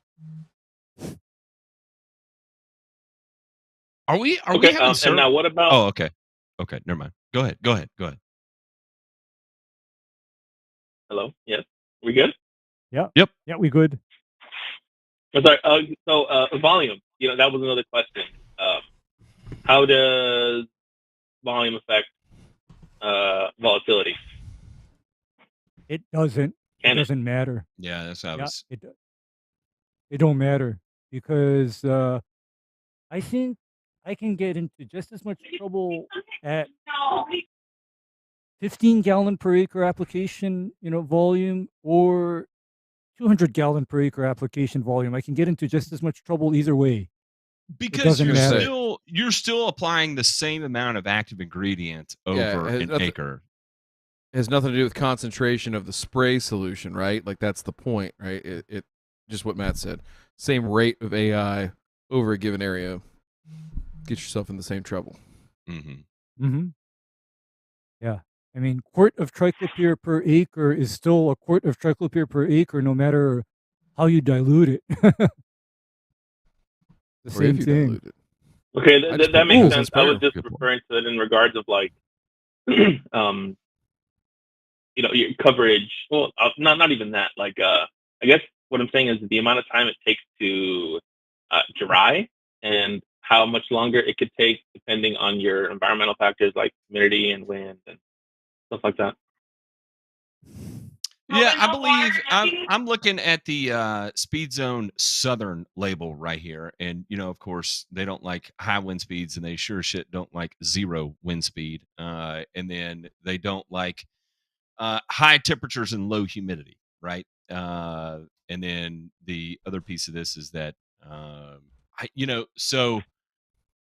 Here's the other thing. Do not broadcast supply this product when ambient temperatures are above 85 degrees. Some injury is expected with spot treatments when air temperatures exceed 85 degrees. So there it's saying that you can make spot applications when it's higher than 85 degrees. Just expect some turfgrass injury to occur. And again, if we go back and we look at this formulation here, this is a relatively low concentration of 2,4-D ester, right? Half a pound per gallon. You're not going out at gallons per acre type of rate here. What are we at? 2 to 4 pints per acre. So again, relatively minute. Pay attention if you're going to be blanket spraying. Definitely pay attention to that temperature. But if you're going to be spot spraying, you can be a little bit more liberal with it. Just watch out for high winds, watch out for low winds, and of course watch out for low humidity. So even though for you, I know you have the lowest of humidity, and so those early morning applications would probably be most ideal for you specifically, in my opinion. That's what I would do. Yeah, for sure. I typically save any, for example, Speed Zone. Really, that's how I clean up stuff in December and January. I think that's ideal for that. But outside of like those couple months, I'm not running anything else. It's too hot, and not to say that I don't have any humidity, but I don't know. It just seems like better options for me down where I live. And again, I'm just calling in regards to, again, Evie was talking about Derek, and we all kind of got into that combo. They're pretty heavy. I was just using Speed Zone as an example. It's an ester. It can volatilize this and that. I'm just a guy in the desert who's spoiled by sulfonylurea herbicide, so I don't really. I want to understand this too, on my end, because that's good to know. I think. Sure. I mean, that's it's just that I think that's a good question, because likewise, I get asked, how do I get away with applying things like triclopyr or Speed Zone where I'm at, right? Because most of the year I'm outside of that temperature range. And the way I do it is I pick my time, because you know what they say about no wind not being good? I find that is the most relevant factor, because if you have a breeze, anything that does volatilize doesn't concentrate in one area. Right. Right? Whereas if you have a slight 5-mile-per-hour wind constantly, whatever happens to volatilize in the warm temperatures is not going to stay there, concentrate, and cause leaves to come off of trees and shrubs. Don't ask me how I know how that can happen. I believe you're right. Boys, thank you so much. I appreciate your time. I'll hang up now and let somebody else call in. I love Have a nice day. All right. I love you, Aldo. We love you. See you guys. Peace.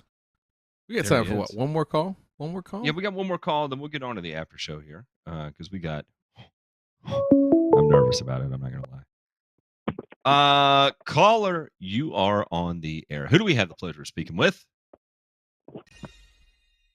Hello? Hello, caller. You're live. Who do we have Hello? the pleasure of speaking with?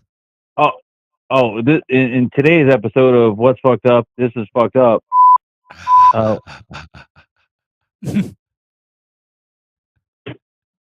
Is this the Humic Support Hotline? Yes, this is the Humic Support Hotline. Yes, it is.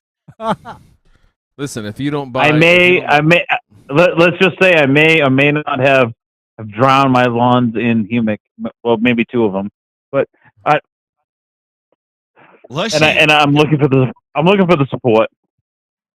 And the fridge, the beer fridge is not working, so I'm turning to you, gentlemen, to help me with support of what I need. I guess I'm looking for mental support.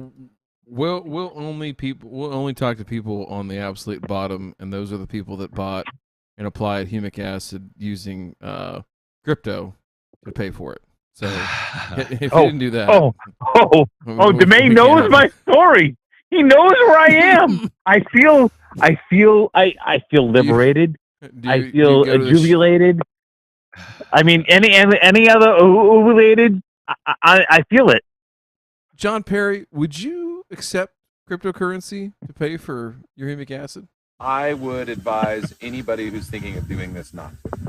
Listen, John believes in the dollar. He might be a gold standard guy. I don't know. It's hard to tell where he stands on money policy, currency policy. We should get him on here and ask him. That'd be a great conversation, a great segue into all the other topics. I would advise anybody who's thinking of doing this not. Oh, well, John, listen. Don't be so. Wow, John already bowed out. John already bowed out. No, don't be so quick. Listen, we'll do a proper, prom ask, so you can come to prom with us on here and you wear the dress. I'd like to go to prom with you. Yep. If that's what I'm gonna do at prom, then that's what I gotta do. That shit gets me every time. All right, what are we talking about? What did you do with humic now? All right, hang on. I got energy. I'm just calling to say, hey, howdy do, and I might be working on a video at one point, and there or another. It might actually get out before Eric's lawn, and I know that was filmed a year ago, but it actually may get out. That's how all Hollywood theatrical releases take at least 12 months in post production. I mean, that's just the way it goes these days. Oh, it is. Don't worry about it. I should be I should be able to fix all my fucked up by that point to show the after effects. Exactly. That's the whole point of doing it, is that you got to have the time component built into there. So Lushy texted me the other day a picture with no caption. Dude, let's not lie. It has been a hotbed of text probably in the past 3 days of full bedlam, brown bag breathing, like Matt was spreading a granular pre-emergent. Just on the opposite end, it's my turn. Lushy sends me a picture with no context whatsoever, and it is a lawn that has a faint hint of damage, and it's damage that's about as wide as the tire width of a ride-on spreader sprayer. Right? I was like, it's about 40 inches. I know the tire width is 36. We get something's off there. So Lushy starts playing diagnostics and has figured out that there is indeed an issue with the sprayer that's supposed to be spraying a 13-foot pass is concentrating that 13-foot pass into about 40 inches. So that is a significant amount of material that is, roughly 3x the rate, hitting one area. Basically as wide as the tires are. Right now. How did you figure that out? Through False. a series of texts to me and me trying to convince him that is a sprayer. It's a technical issue with the sprayer and it's not a product issue. He played surgeon. He ear, nose, and turfed his spreader sprayer into oblivion and discovered that there was some blockages of some sort that was allowing that to happen. And so let's just say that Matt was getting a blow-by-blow and actually a statistical report by property as to the damage that we were seeing through the route that was done on, say, let's call it Tuesday, and we're now on like the following Monday, and we're starting to see some issues, and we are now scrambling. Actually, it was on Friday. We actually made the application on a Tuesday, and by Friday we were starting to see issues. And Friday we were scrambling and trying to figure out where the problem stopped and started. All right, so yeah, Matt was getting this hot bevy. This is problem A. We won't even talk about problem B. Look at this, and we'll save that. But you share it away, Matt. Here. You got it. Give it J Pink. Share that. Share what I got. I sent you. It doesn't bother me. What we'll do, Leshy, is that we'll just record it in a live kind of stream of conscious talking about it, so that way there's no editing, and that way it can just go straight to YouTube. And we'll do it that way, and we're going to do it in such a way to make it clear that this shit happens. It happens to everybody, and I'm going to give stories that where it's happened to me too. So hang on, J Pink, pull that back up. Have you seen this, Lushy? Do you see this spray pattern test paper that Demay has shared here? I ran away from my computer when I get on the phone because it confuses me when you guys talk and it's 20 seconds away. I already sent it to you, Lushy. Our world-renowned producer has sent this to you. It's in your DMs. Take a look. I'm going speaker. Hang with me, here's people. Here's what you need to do. Fuck you, Jesse. Fuck off. Fuck off, Jesse. Yeah, you too, Steve Klein. I'll beat the shit out of you as Steve. well. Holy shit. Steve is asking for an ass kicking. Is what he's doing. What did he do? Nice guy Midwest is going to have to arm wrestle me before the end of all this. Steve, I sure as shit tomorrow. I sure as shit hope Steve Klein comes into the Equipment Expo in Louisville for our meetup that we're going to be doing there for our patrons. And you know what? We're going to arm wrestle right there in front of everybody. That's what we're doing. All right, I got my off of arm wrestling. I'm back to what is that? Oh, sorry, or whatever fucking spray paper. This spray paper. So this is what you can get various sizes here, but here you can check your pattern, right? Lay it down, spray over top of it when you know it's spraying well, so you know what it looks like, and then you can test it at another point to test to make sure it looks like it. Or if you want to check and see what your coverage looks like at that 9 to 13 foot mark, measure out 9 to 13 feet away, to your periph, and make your pass there and see what your pattern looks like on that side. And if you're not fucking touching it, if you're not seeing it there, then you know something is off. Okay, so you don't necessarily have to have this 2 inch by 3 inch size like directly in front of the permagreen or whatever. Throw it off to the side. Put it out in all kinds. There's 25 in a package. Put them out all over the place. I think I would put 5 out at a time. I'd put one right dead center. I'd put one at about 6 feet, and I'd put one at about 12 and a half feet, right? And you want to compare these and make sure that they're all the same. Like what Evie did when he showed his sprayer pattern on the driveway thing, that's fine just to make sure that your nozzle's not completely clogged or something like that. But to really test your pattern, you got to use something like this. Have to. I think the if Matt, if you sent you put up the burnt picture there.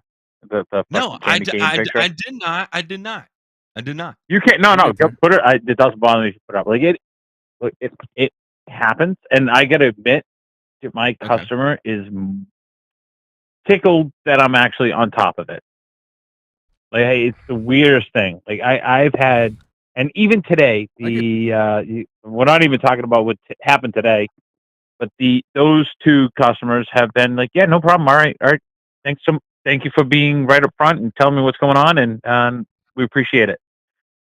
So, it happens. And if you're up front and tell them what happens, and that you're expecting this, and all right, we're gonna fix it. First, fine. I gotta say the pattern here is actually pretty good. Okay, it's very consistent. Spot on application. The problem. Well, actually, I gotta admit there's an error in it. There is an error in it. If you look at the top, he's spraying while he's turning, and he shouldn't be. Yeah, because he's supposed to do a border turn, and he shouldn't be spraying while he's turning. Yes, I agree 100%. And like I said, that was the first thing I noticed when I said, if I have to come up there and train, and by train I mean whoop his ass, I will. Because we don't turn and folks, that is word for word. But I also, we talked about that actually today, and I said, hey, look, let's. I'm not beating down on you. I'm not trying to beat a dead horse. I'm trying to learn from mistakes. Here's a mistake. You had a mistake, and part of it, there's some. We'll get in. We can or can't get into what was in and what happened, what was in the tank, and then we got mixed into it. Whatever. It was a little bit of chemical issue and gummed up, and that's what happened. Not properly jar test, I guess we'll say is the problem. Which reduced it down to the small spray. But I did say you're spraying while you're turning. You should not be spraying while you're turning. You should be going into your trim pattern, letting go of the spray, turning and spraying back out. So he's like, oh, all right, I understand that. It shuts off on the turns, or it gets the 3/8 hose on the reel again. I think that was the quote. Listen, I'm scared of the 3/8 hose. It gives me. I know you bitch. Don't listen. Really, you're a 1/4-inch hose guy. What do you want to talk about? The 3/8 hose in the midst of today, with that the feed line came from the pump, let loose in the middle of someone's yard, off of the reel, just popped off and started spraying like one of those little sprayers. The little whiz thing that sprays in your front lawn, and it looks all cute and it whizzes around. It's got a little smiley face. Yeah, we had one of those in someone's driveway today. That was fun. Smashing out a claim and Pilot. Listen, that was good. Like that, it happens, Lushy. You can't let that get in your head. This is a learning experience. No, and it does happen. It does happen. MSO and Mezzo can be confused with each other. You can. Jeez. It happens. It can be. It happens. Again, Lushy, I've told stories about, we had a guy mix a container of MSMA in a tree shrub tank and go spray a whole round of tree shrub, or at least a whole day of tree shrub in Augusta, Georgia. This is Masters country. If you can imagine how they feel about their trees and shrubs in that area. So it happens, and what matters is that we learn from it. We make corrections to not allow this to continue to happen, and then it is what it is. We take it on the chin. We learn from it. We correct it, and then we move on, and we don't make that mistake again. So no, 100%. I know you hear me on this. I know you hear me on this, but your text messages that you send me, I can feel you sweating through them. Because when I don't answer you, and by the way, then you message me on Discord, you were number 2 with about a half an hour delay. Ray got the full force. Holy shit! I think everything's dead. What do I do? And I'm literally ready to drive there at 9:00 at night and mow under flashlights. You got a delayed response. Thankfully, Ray answered. Yeah. Told me what I thought I needed to hear. When the oh God, I'm having sweats right now thinking about the whole conversation. He's like, man, I'm like, come on. I said, hey, you use this MSO that's right here, right? And he's like, what? No, I use the red cap. And I'm like, I flashed to the red cap that was next to the trash can, because whenever he finishes using a product, he puts it next to the trash can and I throw it away. I said, oh, that was an MSO. That was mesotrione.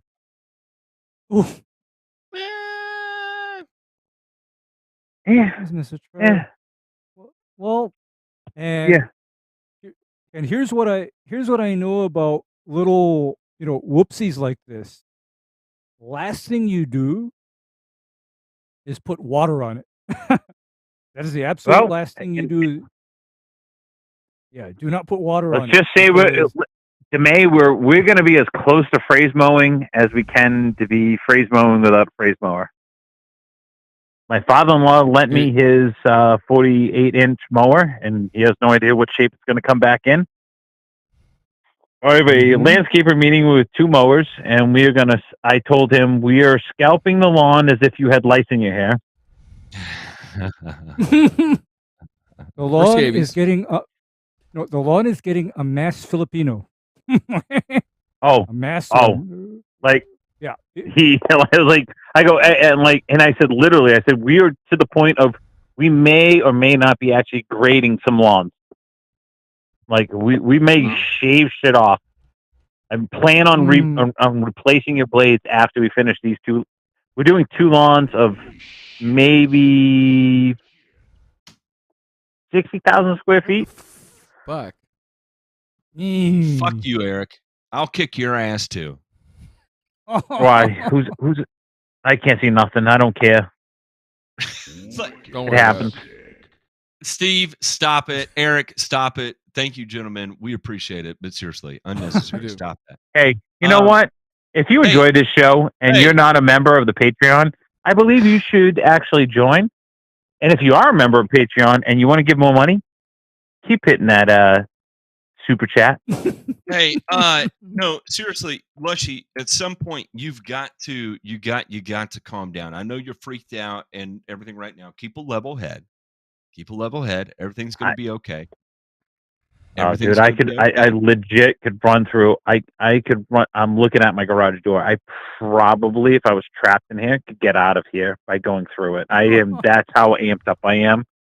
And what time is it now? I don't even know what time it is. What time is it? 10 o'clock, 10:30? It's 10:47. My anxiety has been off the charts since, we legit came back, rinsed out. Ray, we did a big old clean on the skid sprayer. We cleaned out the permagreen. Everything was working great. I was like, this is great. That was at 5 o'clock tonight. And then dude, I've been amped and controlled since at that point. I am out of my mind. Well, no, because here's the thing, Lushy, is that the reason why I'm not laughing is because I literally feel your anxiety, okay? I feel your anxiety because as I mentioned on the show, I've done a whopper or 2 myself. For example, note to everybody, please don't ever mistake Ornamec for Super Trimec. Do not do it. Even though the bottle looks the same, please don't do it, because if you do, that is anxiety inducing. Well, I got an excellent caveat to the whole thing. A little bit that was left in, so we had 2 sprays today with that mix. They said, hey, why don't you go spray, job A, go spray that, come back, reload, because we only have a 50-gallon sprayer. We're doing 2 gallons per 1,000. So just go spray, come back. And if you've got a gallon or 2 left, spray the neighbor's lawn, spray my lawn, spray our lawn. Yeah, I've completely coated my lawn with this.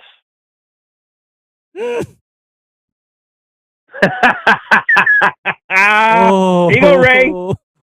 Oh no! Oh no!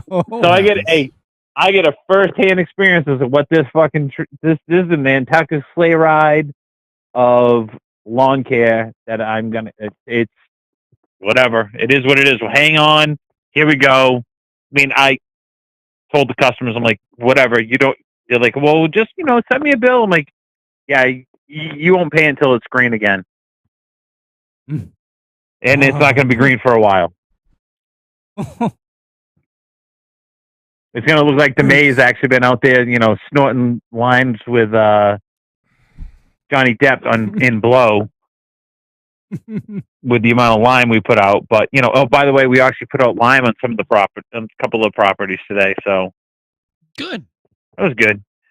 We'll suck that all up tomorrow. You can't screw that up. You give it like 2 weeks. It's gonna be fine. It'll be fine. It will be, but it won't be, but it will be. Hey, by the way, let's have some fun with this. One of the lawns was fine fescue. Yeah.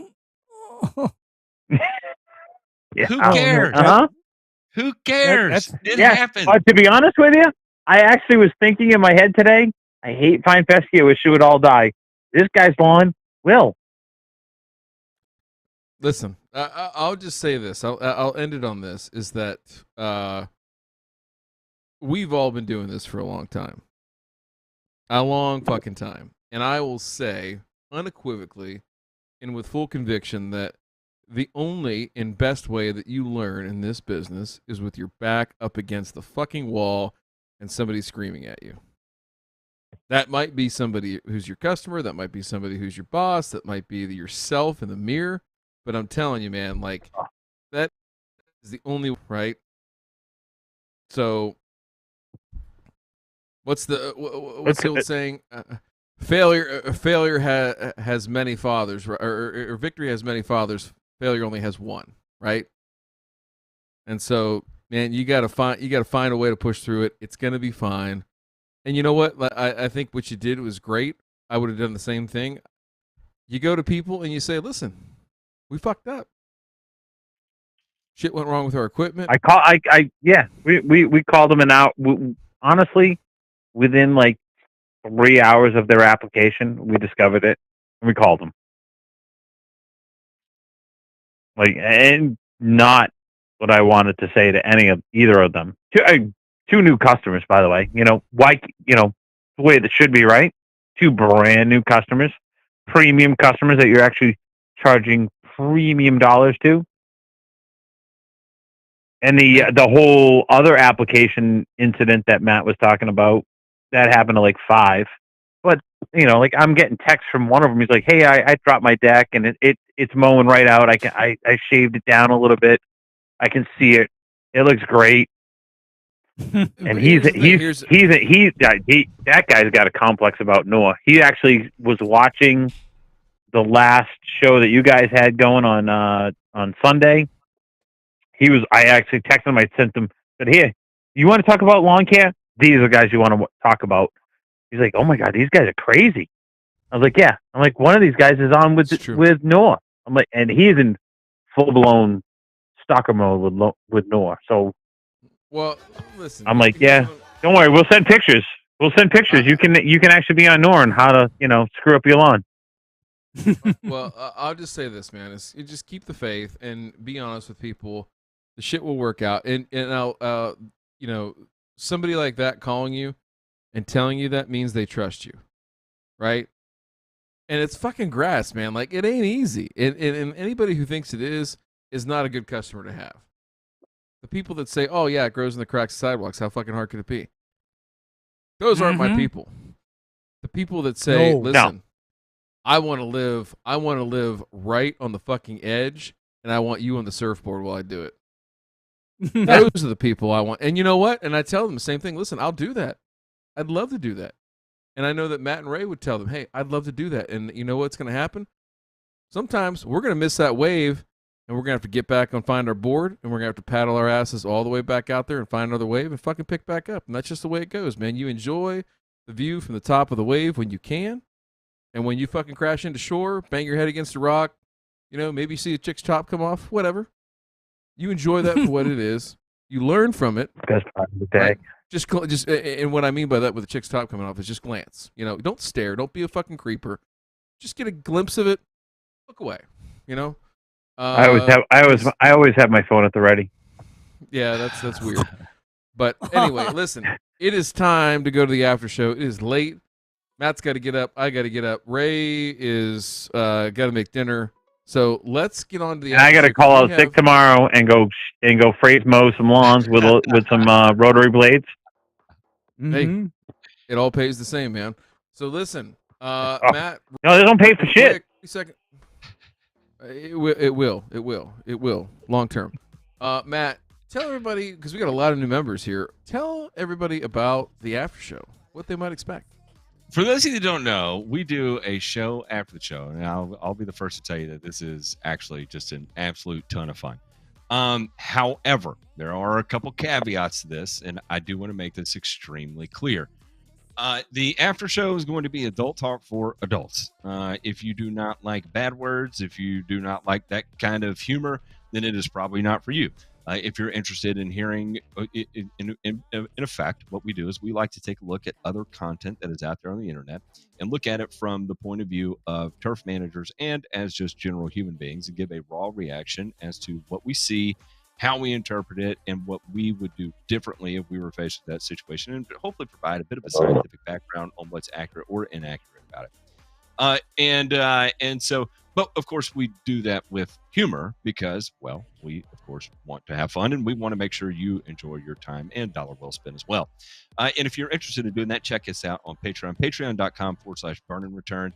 It's the easiest way to get in there and come check out what we have to offer. There's other benefits that go along with being a Patreon member. That includes hanging out over in our private Discord, where if you want one-on-one time with us, we do that. We do meetings and Zoom calls and all kinds of different stuff. And there's different things that go on with.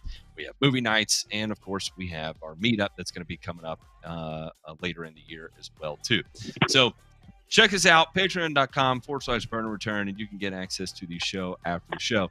And then for the rest of us, we're going to go hang out over there and take this baby up to level 10. Because if you think this was around a level 7 or 8, I promise you the after show would put this at about a 1 in comparison. Y'all have a fantastic evening. Love y'all. Bye.